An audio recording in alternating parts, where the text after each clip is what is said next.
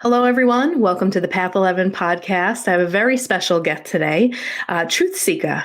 I don't know if you know him or if you have actually listened to his podcast, but his podcast is somewhat similar to ours. So if you're looking for another great spirituality podcast, I would highly recommend that you do a search and find his.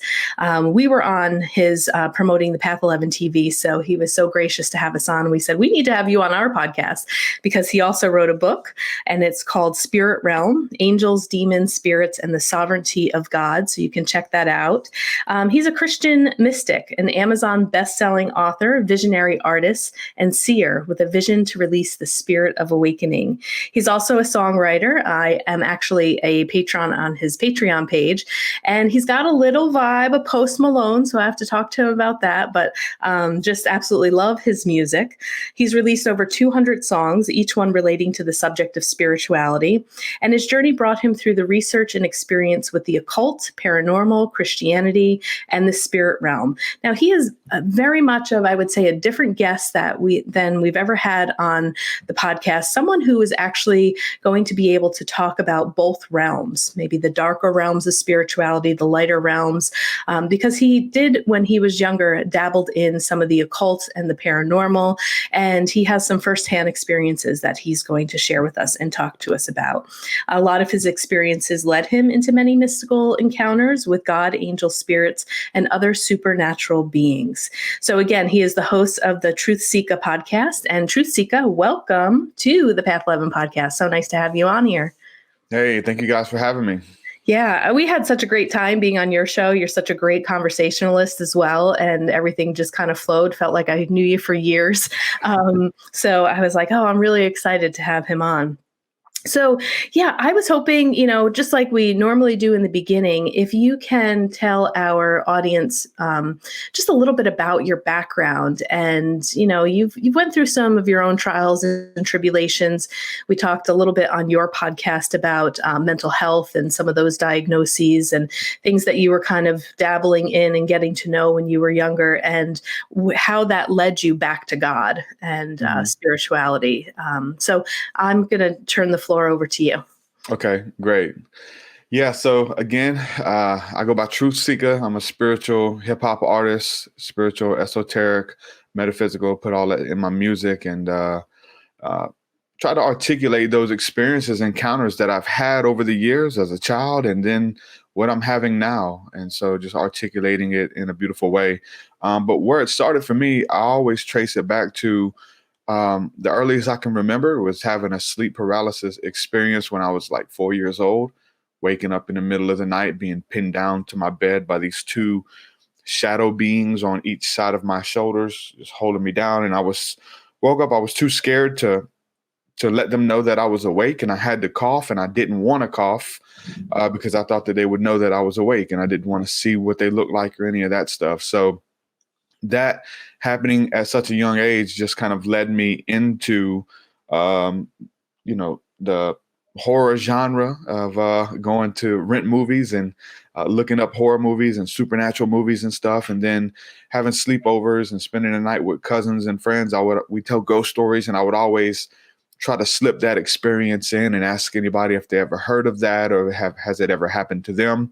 And lo and behold, the more I would ask people as a teenager, other people say, yeah, my dad said he had it happen to him, or my uncle said it happened to him and he said it was witches and they're actually good. And you hear just different stories about this sleep paralysis. And so for me as a kid, it's like linked to the stuff you're seeing on TV, all of the supernatural, paranormal thrillers and movies and stuff like that stuff on film could be real. And I experienced it. So for me, that led me as an investigator to start looking into the occult and to witchcraft and things like that. And so I was always enamored with those things and UFOs, all of that.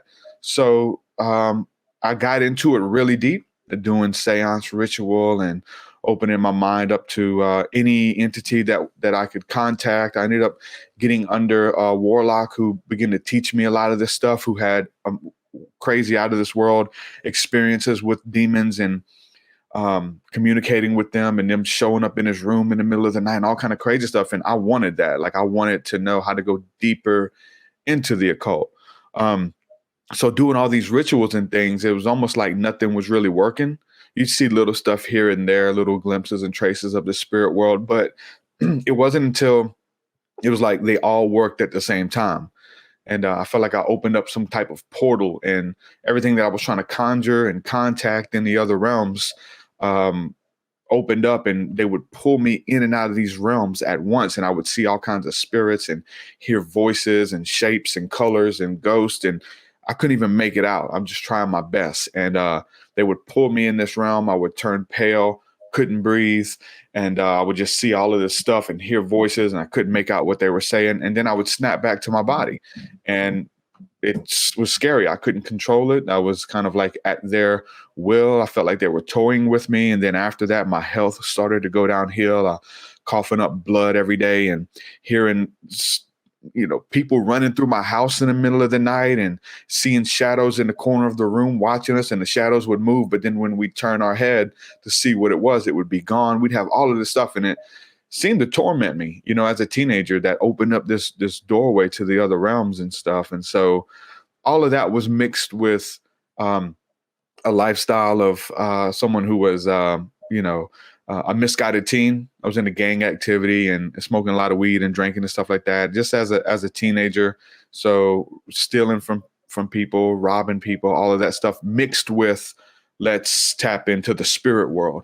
And so I feel like that I got to kind of see those spirits that what I was entertaining with my lifestyle once some type of portal opened up, and it really scared me. And I had been a Christian a few years before, and had this beautiful experience with the Holy Spirit, asking Jesus to come into my life and forgive me of all the wrong that I had ever done. I had a beautiful encounter.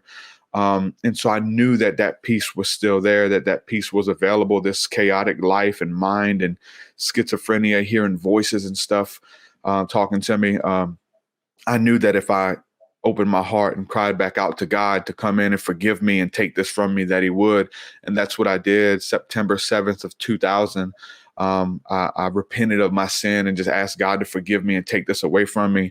My girlfriend prayed with me at the time. I was having an episode and woke up the next morning feeling relieved, and opened up the phone book and called all the churches that I could think of in the area, and just called all these churches and left voicemails on their answer machine telling them that I felt like I was demon possessed. I felt like I had demons and I needed prayer. So I called all these churches, called like probably 17 churches, something like that. One church called me back. The pastor came out, I think it was either that day or the next day, came over to the house and prayed with us, and started bringing us to church. And also that next morning, I threw away all the paraphernalia and demonic statues and pagan idols and all of that stuff that I had gotten into. And I was really big into a lot of dark music and stuff, and gothic music and Marilyn Manson and all that, and had all those posters and clothing and all that. And I just threw everything away. My girlfriend at the time was living with me, and she's freaking out because I'm throwing everything that we own away, all of our belongings. She's like, "What are you doing? What are you doing?" So I gotta come back to God. Like, and if you don't want to do this, then you can, move back to Alabama. We were living in Louisiana at the time with my grandmother. And she said, "Well, I don't believe in God. I don't believe in God. How are you going to make me believe in something that I don't believe in?" I said, "Well, if we can believe in the fairies and the moon goddess and the gods and Pan and all these entities and all this, if you can believe in all that, we can try to put our faith in Jesus. And if you can believe in Jesus listen, let's give it 2 weeks. And if our life isn't 100% better in 2 weeks, then I'll go back following Satan or whatever stuff that we were into. I would come back with bells and whistles." So she said, okay. Sold all of our belongings, everything that we could salvage to get some income. And I remember we sold all of our witchcraft books and bought Bibles, sold all of our satanic CDs and music, and went out and bought Christian music and worship CDs and that. And so again, that was in September of 2000. And I just been on that journey ever since, the Christian experience. And my journey's gone a lot deeper. God has brought a lot of that stuff back into my life to see it in right perspective and kind of handle some of the stuff in the spirit realm with integrity and with love and peace and grace. And so just like you mentioned at the beginning, there's these levels that I've been at. I've been at in spirituality and the occult at the lowest of lows to now the highest of highs and beautiful euphoric experiences with God, angels, Jesus, the spirit realm, and all types of entities and beings in between, which is, the subject matter of my book. Yeah, so I'd like to know a little bit more about that now with being connected with, with God and having maybe an understanding of the other world that you were engaged in. Do you still believe that that world exists, that those things exist like fairies and, the pagan rituals and things of that sort? Like, how do you see it differently with God leading you? Yeah. And so I would say again, the what I call the sovereignty of God is that God exists and these realms exist. And so there are different realms or dimensions at work that have beings that operate on those realms, and they have jobs and roles to do, and they carry out to make the universe work. So whether it's fairies or if we believe in elementals and gnomes and salamanders and sylphs, these entities that guard over the animal kingdom, the plant kingdom, the air, the water, fire, and things like that. And they live in that vibrational frequency they have jobs to do. So, understanding that, and angels and even the demons, like I believe that all of these entities have jobs to do. Like everything works in perfect harmony.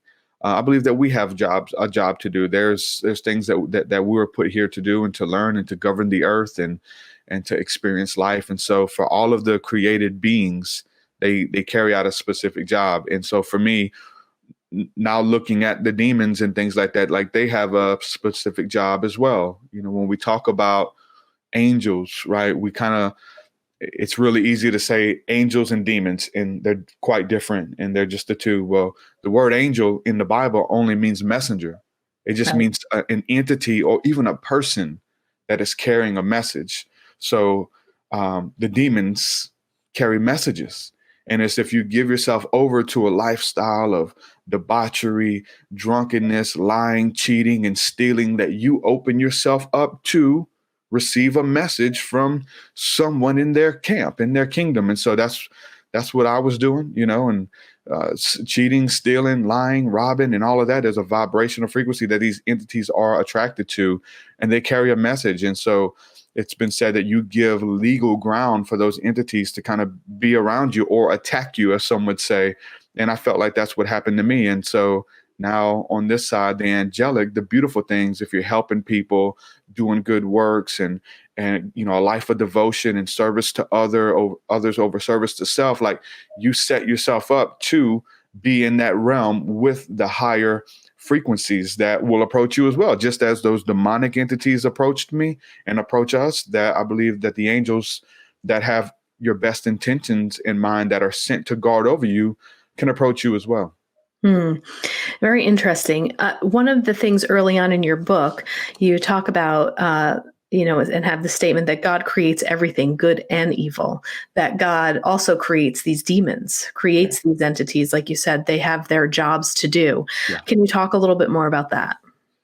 Yeah, I would say, like if we look at maybe some animals or something that seem pesky, we talk about insects like ants. Like nobody likes ants, right? Nobody likes vultures, right? These nasty vultures and buzzards, but they're created with a purpose. Like when an animal dies or something on the side of the road is dead, the ants, the worms, they come from out of the earth and they devour and they clean up the earth. So these pesky uh, animals and insects have a purpose. The buzzards come and clean up the trash of the earth. So I feel like when it comes to the demons and things like that, they have that role. They're created with a job to do. They're not bad because that's their job. Just like the buzzard isn't bad because you can't kill it and eat it, because it has toxins in its body that if you ate it, it would kill you or make you really sick. So it's the same way with the messengers of the lower level frequencies as the demons. we would say that it was bad or they're evil because they're uncomfortable, but they're just assigned to a certain type of frequency and a certain type of work to respond, just like the angels as well. So again, it's this order that is created, this hierarchy within the heavens that works in perfect unison. You'll hear people say, like God doesn't leave his throne to come down and visit you or visit people or to pay you back. You align with those messengers, and those messengers come down to do that. In the scriptures, it says that I'm the Lord thy God. I create both good and evil. And so there's this duality in our mind that God is only good, which I believe that God is only good, but evil and demons and all of that come from the creator. Um, there was an instance in the Old Testament as well where King Saul, because of the treacherous things that he was doing, God sent an evil spirit to torment him. And it literally says that. And a lot of people like to, I don't know if it's cognitive dissonance or just reading over it or whatever. They think it's just a demon that visited him. But it says that it was an evil spirit sent from the Lord. And this happens several times throughout the Bible where God is sending evil spirits, God is sending evil angels. And but there was a reason, there was a job to do. God is sending forth all types of different spirits and entities as vibrational forces on the earth to deal with individuals, to deal with kings and rulers and people groups as well. So to think that that only good stuff comes from God, or well, if that's the case, then he's a cruel God or evil God. But all of this stuff works in perfect harmony and perfect unison. Yeah. Thank you. Thanks for kind of going into that. And, your book really is loaded with a lot of scripture. You kind of bring the scripture in throughout pretty much every section of it and kind of give examples of that. Can you also talk a little bit about Satan? The devil, Satan, and that whole thing that is in the Bible, and the way it feels like that people do kind of split things as good or evil, and will bring God and the devil into the same sentence together. Yeah. I don't know a lot about Satanism. I had talked to somebody who did, and one of the things that I remember from that conversation is they said, well, in the Bible it says, do unto others as you would like done unto yourself. And in Satanism, it's do unto others as others do unto you. I don't know if that's accurate or correct, but yeah, I've read that sentiment in the Satanic Bible for sure. But I think that even a lot of those terms when we think of Satan, a lot of people would think, here's three. We can go with four terms that people use almost interchangeably within the scriptures, but they aren't. They're all different. The Satan, Lucifer. A lot of people say, well, that's the same. That's his other name. Satan and Lucifer are the same. Are they two beings? What are they? Satan, Lucifer. Then you have the devil, the adversary, the devil. And then you have another entity that's mentioned in the New Testament only one time in the Bible. And mind you, Lucifer is only mentioned one time as well. But we have all of this theology and weird belief systems of what Lucifer is. Beelzebub. And it actually says that Beelzebub is the Lord or the prince of demons. So I think the idea of what we think Satan is really this entity by the name of Beelzebub that is like the Lord of that army of demons, if you will. When it comes to Satan, the term Satan means adversary. It is, and what is an adversary of is anything that is against the greater good or your destiny.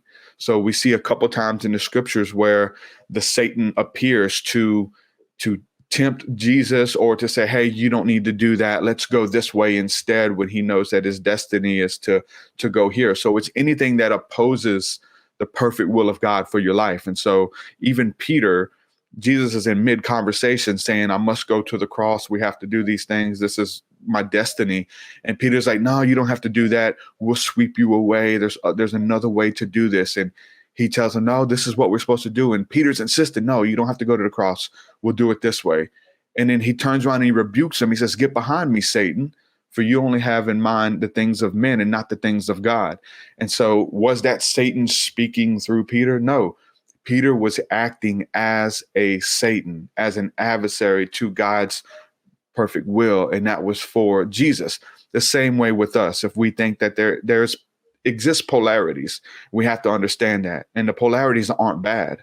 It's, again, the cause and reaction. There is yin and yang. There has to be these gradients in between of what we call good and what we call evil and everything in between. And I don't think that either one is bad. It's definitely harder. It's definitely uncomfortable at times and stuff, but everything happens for that reason. And so for us to be able to step back and see what that reason is in our lives, I'm super thankful for what I went through as a teenager. I wouldn't be doing this work that I'm doing today, which I love with all my heart.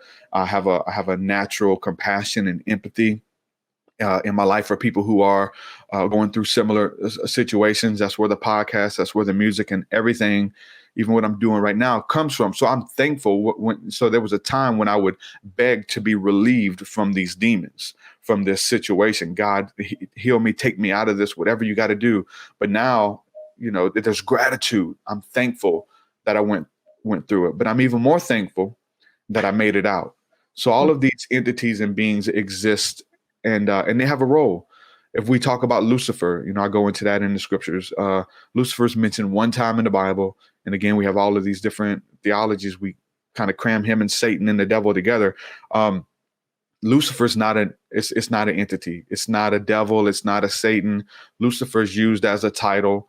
We understand what the Luciferians are. We've heard that term, and these are an order of people who kind of, the Illuminati, they govern the earth and things like that, but they try to keep order. The reason they use that word, because that word is the wisdom keepers. It comes from the light bringers or light bearers. It's exactly what the word means. Lu in cipher, lu in or lux in the Latin means light, illumination. Cipher means bringer. So it's the bringers of light. And when it comes down to it, those who are bringing truth, honor, knowledge, wisdom, compassion, those are the true light bringers, the true definition of a Lucifer or a light bringer. So when it was used in Isaiah 14 in the Bible, it was used as an analogy. And then the analogy draws from the planet Venus when it says that it calls it the morning star, Lucifer, son of the morning, how thou hast been cast out of heaven. So there's this idea that Lucifer, a being, was in heaven that was cast out, but it was an analogy. The entire Bible is full of astrology and astrotheology and symbolism. And so if you look up in the Webster's dictionary, you can look vice versa. You can look up the word Venus, or you can look up Lucifer, and it will tell you that it's a title for Venus, Venus being the bright and morning star. I'm a stargazer. I love studying the stars and going out in the early morning, but the brightest star or planet that you'll see is Venus. It's very bright. It'll grab your attention until the rising of the sun. When the sun rises in the morning in all of its glory, Lucifer or Venus is cast out of the heavens, and the sun takes its rightful place in the sky. So that was an analogy. Just as Venus is cast out of heaven, so you, and it was talking about the king of Babylon, Nebuchadnezzar, who had the children of Israel in bondage. They had them as slaves. They said, if you don't let God's people go, you're going to be cast from your throne. You're going to be knocked off your throne. Just like every morning Venus is cast out, you'll be cast out. And that's exactly what happened. And so it was an analogy. It's not a being. It's not an entity by the name of Lucifer. It's a role. It's a title, a light bringer or a light bearer. Okay, interesting. Now, I have two other questions maybe on this topic, and then kind of want to move to a couple of other things too. When you were into more of the occult, did you actually worship Satan? I guess as a teenager, maybe I thought I did. I tried to pray to Satan and pray to demons and stuff like that. For what I did, it was a mixture of a lot of stuff. So Okay. I didn't stay on a lot of it long. Like I stayed long enough to see if it was real, and then I moved on to the next. So we crammed a lot of stuff together. So in seance and but with Satanism and stuff like that, obviously it's a play off of Christianity. Like it is a response to the satanic church, the church of Satan. Where does the church come? Christianity. What is the opposite of love and light, or this creator that governs the universe as God? Well, its adversary is Satan. So it's just kind of like a spinoff of Christianity. So a lot of those terms and a lot of the rituals in the church and all that kind of stuff is just like a response to Christianity in and of itself. Okay. Yeah. I wasn't sure. You kind of, touched upon it in a couple of examples, but I was wondering like if there was worshiping of Satan or of all of these other things that you tried out and then compare it now to, following God and worshiping God. Yeah, there was definitely veneration for sure, but I don't know if how real it was versus just an idea. Mhm. Obviously it became real to me at one point, but where things started to happen in my reality. But most of it's just like an idea. And I think that most Satanists would even tell you that we don't worship Satan, but it's just an idea of free will, of we get to, make our own choices and think we're not governed by the God of Christianity and all of that kind of stuff. So it's this response from that. So most of the world, even though they do ritual and stuff like that, most would tell you that they don't worship Satan. So Gotcha. kind of Okay. like that. But the idea of a Satan, of an adversary, of the underdog and all that kind of stuff, that's what definitely more of what it's dealing with. Yeah, I'm not sure if you have ever interviewed or spoke to Phil Borges. He created a documentary called Crazy Wise. He might be a great guest for your show. We Okay. just had him on recently. But Nice. he talks about kind of mental health, schizophrenia, the diagnoses of that, and looks at how that is actually embraced in indigenous cultures, and that the people who are hearing the voices and seeing the demons or the entities or this or that tend to be the seers Yeah. of the tribes. Mhm. And so he made a documentary taking a look at people in the West and who had that diagnosis or were going through maybe some spiritual awakening, but placed on a ton of medications and, trying to be given therapy to remove these things and basically calling them psychotic. Yeah. But then in indigenous cultures, it's supported by the tribe. They will support the person if they are kind of going through, say, like a treacherous vision or whatever, but then they end up becoming the shamans. That's what happened to me. Yeah, I know. It's your story. Yeah. Yeah. For Yeah. sure. Yeah. I mean, my heart is definitely with that. I mean, I was hearing voices. I was seeing things that wasn't there. And I thought about going to the doctor, but I knew what would happen. It put me in a room, put me on medication and maybe a straitjacket. So it was something that I had to deal with myself and went to God. And now I'm able to cope. It was very hard coming out of that stuff, literally. How to function, how to think, how to use my mind. It was insane. It would be, I try my best to articulate it and explain what it was like, but it was very strange getting adjusted to, some normalcy and being around other people and stuff like that. So it was very hard. And I know there's a lot of people there now and they may not be as deep as I was. Maybe it's something slight. I deal with a lot of people who are there and it's a lot of confusion, but I just want to let people know that they're not alone and that there is hope. I found hope in Christ and made a way for me when I felt like there wasn't any way. And that's my message, that there is a hope in all of that. And there's a reason for it. And we obviously know that the pharmaceutical industry and all of that stuff, they are drugging our prophets. They are drugging our shamans to shut those voices up. Maybe there's a reason that you're hearing those voices. When we look back in the scriptures, even we look at the prophet Samuel, when he was called, he was laying in his bed and he kept hearing a voice call his name in the middle of the night. Nobody was there. He thought it was his mentor, Eli. He kept having this voice call his name. He's waking up. He's going in the other room. Hey, why are you calling me? It's so early. He's like, I'm not calling you. And he did it 2 times. And then the third time he said, hey, listen, the next time you hear that voice, just say, yes, Lord, your servant hears you. What you know what I'm saying? What would you say? And that's how he was called into his ministry to be one of the greatest prophets and seers of his time. He created a school of the prophets. They literally had a school where they would train people. And again, the shamans and prophets, they would train them in how to articulate and how to work through it and how to pay attention to those voices. And so I've had similar experiences. I interview people who hear people or things calling their name at 3:00 in the morning and they wake up and nobody's there. It's like, it's for that person to inquire. Listen, I get a ton of emails about that same scenario, or a being was there. So I seen something in my room and they're like, what was it? Like, I don't know. It is up for the individual to inquire. And if you don't, you could just pass it off and it's just another experience. But for those who are called, they will look into it. They'll say, they'll be like Samuel. Okay, so who is this? Who's calling my name? And then to be able to move further into that situation. But I get those messages every day. And there's a scripture in the Bible that really rings true to me in the New Testament, where it just simply says that the spirit of the prophets are subject unto the prophets. And what that means is you have to have somebody who you can talk to who's gone through similar stuff. Like, even like in the church realm, a lot of people will bring those scenarios. I did to my pastor when I was in church. I brought these scenarios to my pastor, and I would have prophetic dreams about the future, dreams about the church, and all kinds of stuff that were so surreal. And I'd bring it to them, and they didn't understand it. They didn't know how to interpret the dreams.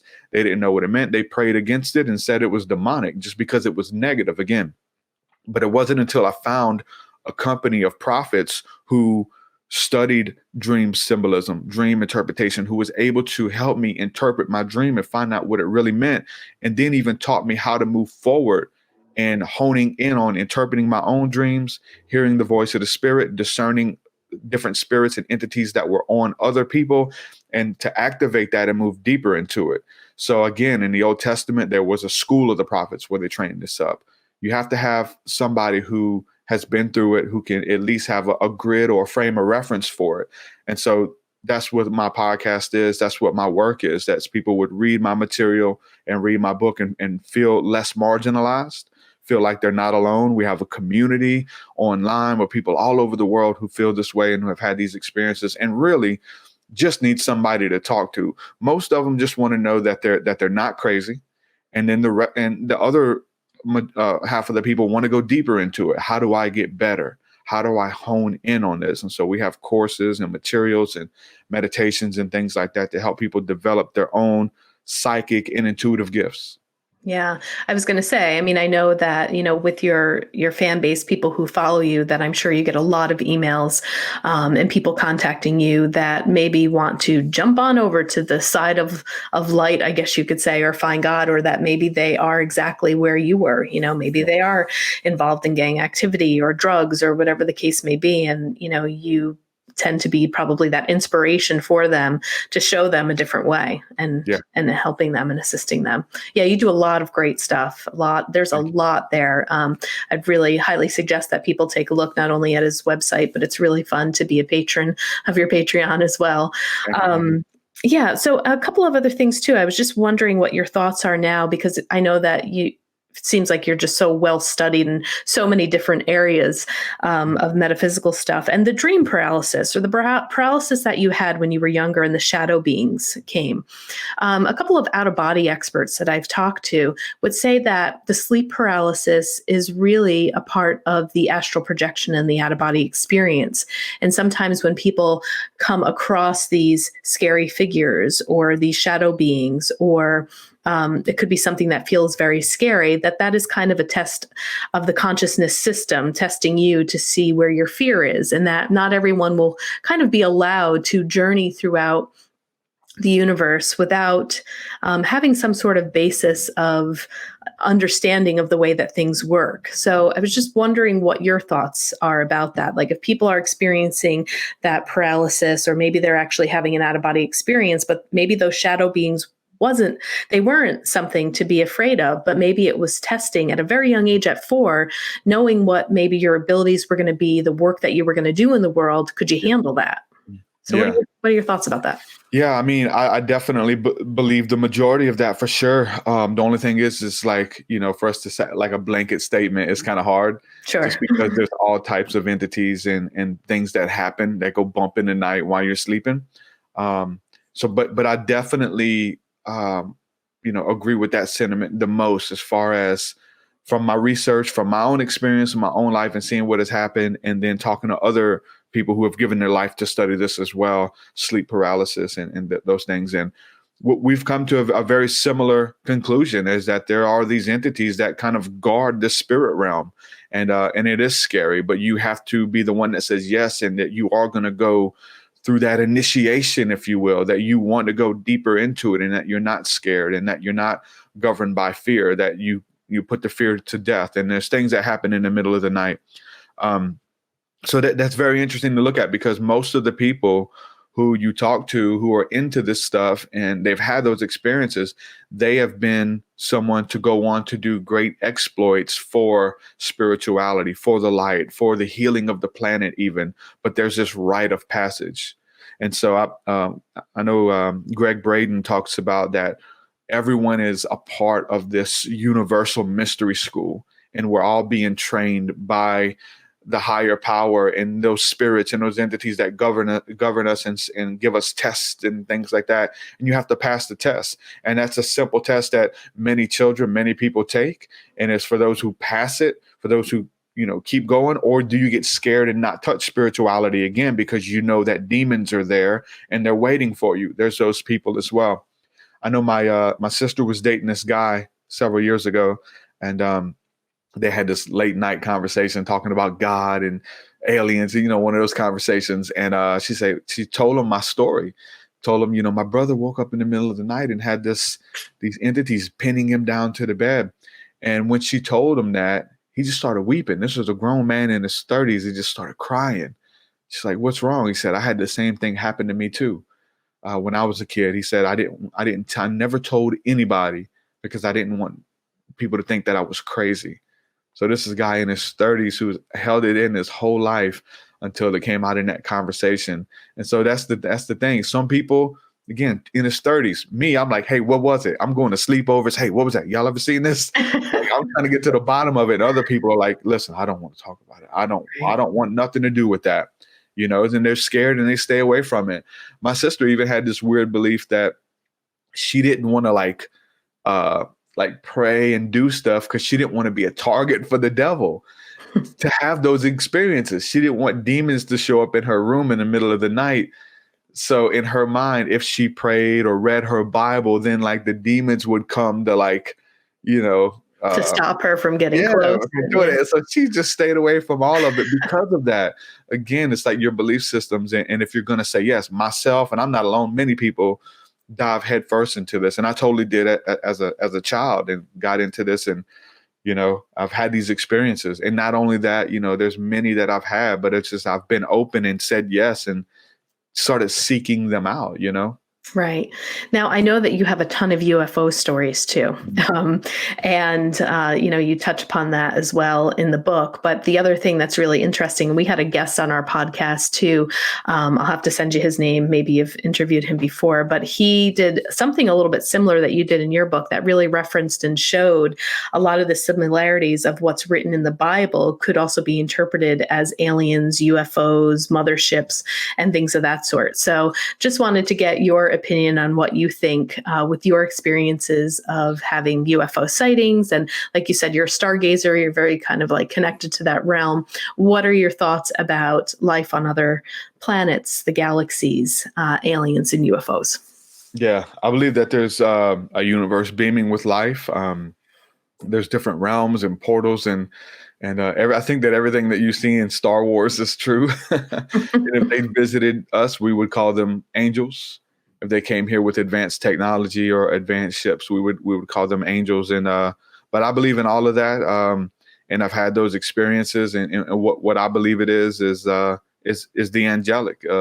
These entities or beings that live in other realms, and I believe that there's a realm above, past the what we call outer space, which is the dwelling place of God, or this place we call heaven, if you will. And the Bible talks about these angels that travel back and forth from heaven to earth, carrying messages, relaying messages from God. And so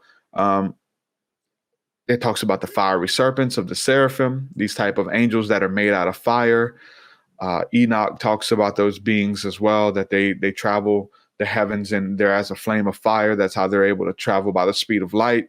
But as they wish, they can take upon other shapes and other appearances. And when they come to earth, they can look like men, and we entertain angels unaware. And so in the Bible, they would show up on earth and they would look like people and things like that. And they would carry a message. Some of them, when we go back to the elemental stuff, this is really interesting. Some of those angels would go inside the fire and use the fire as some type of portal. There was a guy named Manoah who was at a fire, and an angel came out of the fire, gave him a message, and goes back in the fire and goes to heaven. So when we talk about, the elements and uh, Moses in the burning bush, the bush was on fire and the fire's communicating with them, and fire was very sacred to our ancestors. So Right. the connection there is huge. And so for me, my experiences was just seeing videos and reading stuff in the Bible and finding other people who really before Ancient Aliens and stuff, finding a website called BibleUFO.com by the work of Patrick Cook, who had like thousands and thousands of web pages where he just took the Bible apart and gave you these scriptures that sounded like a UFO, or God could travel in a UFO, or at least the angels, and then paranormal stuff in the Bible and all of that. And he just a website devoted to that. And it was amazing because I'm a student of the scriptures and I tear it apart. So here's this other understanding, this other stuff you've been reading over that you didn't know what it was until now you have a frame of reference. And so seeing that and some videos and stuff, I just begin to go out and kind of do my own stargazing and ask for a sighting. If all these other people are having sightings and if this is real, if they are the angels of the Bible, and let me go out and see if I can see one. Let me see if I can contact them. And I kind of went out and asked for a sighting and really asked God to set it up. If they're traveling back and forth, let me see one. And in doing that, seeing things that many people wouldn't believe me if I told you. Right. Lights traveling across the sky and stopping on a dime, tagging lights flying, touching a star or something, posing as a star, and they trade places and one goes the other way. A fleet of UFOs during the day, in the middle of the day, these ships just appear, and I feel like they showed themselves to me and went away. And a lot of it is dealing with telepathic communication, that when you see it again, if they're messengers, they bring a message. And I think that message is translated in our spirit or our heart of hearts or in our mind's eye, that we get an impression when we see it. And I've had a couple experience where you're receiving these messages, and I feel like you can go deeper into that through meditation, that you don't have to like physically see something. They're all out there right now, cloaked ships watching over humanity. They were here when we were primitive. They've been here since the beginning. A lot of people say that they could be our creators and the Elohim or the Anunnaki type scenarios. I believe something along those lines, but I know that I've asked for those experiences and I've had them. And so that conducive to my relationship with the Creator who created those entities, and they have a job and things to do as well. So most of it was just me wanting to know for myself, just like doing the seances as a teenager with the demons. It was really to see if they were real. I wanted them to say hello, but it was with the negative entities. And so I've definitely got what I was looking for, and now what? Now that they're real, now what? Now what do you do? They have their roles and what they're supposed to do. And I don't think that they really interfere too much with us here on Earth. They're definitely watching over us, and there are some beautiful clips of asteroids and things headed towards the Earth, and huge meteors that would do a lot of damage. And there's like UFOs that go through them and they split it up to where right before it hits, it just turns into just like dust almost. There was a Russia UFO sighting. There's also testimonies of them shutting down missile silos and all kinds of stuff. So I do believe that they're here to watch over us. I don't think that they really interfere as saviors or whatever. They're here to kind of watch over us in our own evolution, to take our place amongst the stars, is what I believe. Yeah, very interesting. I think what I love about you too is that you set out to experience rather than just believe. Mm-hmm. It's like you're investigative, you go, you want to know, you want to be shown, you want to try it out. And then that then forms probably your belief system. For But sure. Before, I know we're kind of running short on time. I always feel like I could talk to you for hours, and your podcast is a little bit longer than ours. But let's talk about your music, because I really love it. I love musicians. I just love music. Music has saved my life, as I always say on so many accounts. And I hope it's okay if I compared you a little bit to Post Malone, because I love him and I love his music, and I got a little bit of that vibe. So I was just curious to know, like, who's your inspiration? Do you like him? Do you take anything from him? And, what is your goal and your hope for the music that you create? What I get from Post Malone a lot is the look. I don't know why people say I look like Post Malone. I don't see it. Maybe it's a scruffy beard. I don't know. But a lot of the younger kids they call me Post Malone. They say I look like Post Malone.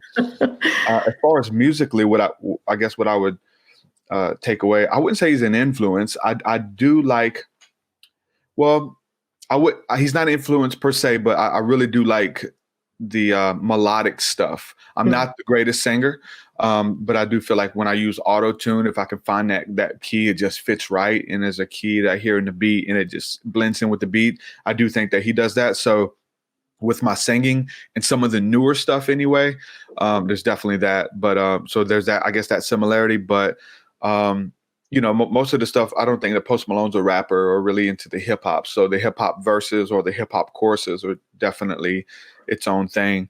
The real ambient stuff, I guess he's doing a little bit of that. But my influences are a lot. Like I honestly, take a lot of my influences from metal and alternative rock and stuff like that from the 90s. So there's things that I pull through those bands, whether it's Korn or Cold Chamber or Marilyn Manson and stuff like that. Like they would do different whispering effects, and there would be a real loud aggressive vocal and then a whisper vocal behind it. And so I've kind of incorporated all of that stuff in hip hop.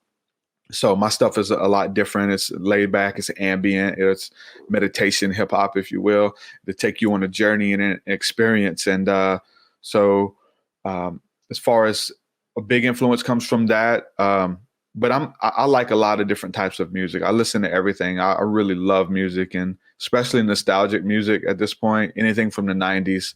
Even if I didn't listen to it in the 90s, I'll listen to it now. It just brings me back. And music is like a teleportation device, a time traveling device where I can listen to a song and I'm translated back in the back seat of a car at 7 years old, going to the creek with my mom, her blazing like blaring Bad Company and stuff like that. Like I love all of that stuff, and music reminds me of stuff and sets the mood, and it's really beautiful to be able to facilitate encounters for people for spiritual awakening with the music. Knowing how powerful music is.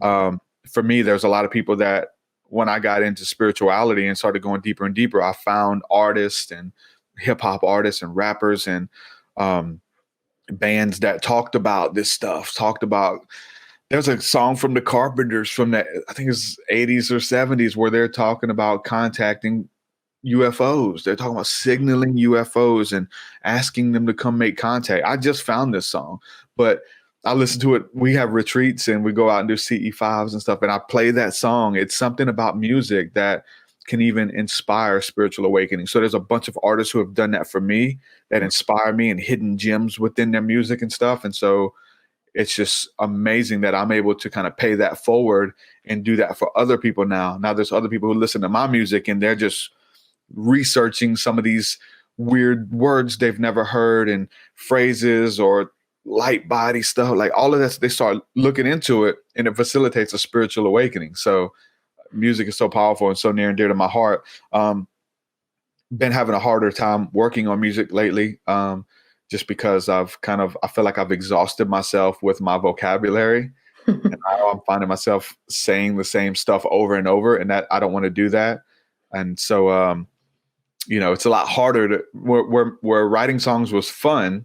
I just write whatever came out. Now I find myself saying those same words and same exact rhyming schemes and phrases from other songs. And I cut myself off with up. I'm not doing that. So it's a lot harder to write music now. So I'm working on some cover songs and stuff too. So nice. Still trying to work on some different stuff, and maybe even the Post Malone stuff that you heard recently. There's like what they call like emo hip hop and stuff like that. There's 2 songs I put out. It's pretty much singing through the whole thing, and it's definitely that auto tune, and really it's got a lot of reverb and stuff on it. So just doing something for fun, and it's not so deep, it's not so esoteric, but it's fun and get to create some stuff. So that's some of the newer stuff that I've put out on the Patreon. So yeah, and that's what I listen to. I haven't gotten a chance to listen to all Oh, 200 songs or some of your older well, you, stuff. you But definitely got to go back. So I'm gonna that's go back. not even really spiritual. Yeah, Okay.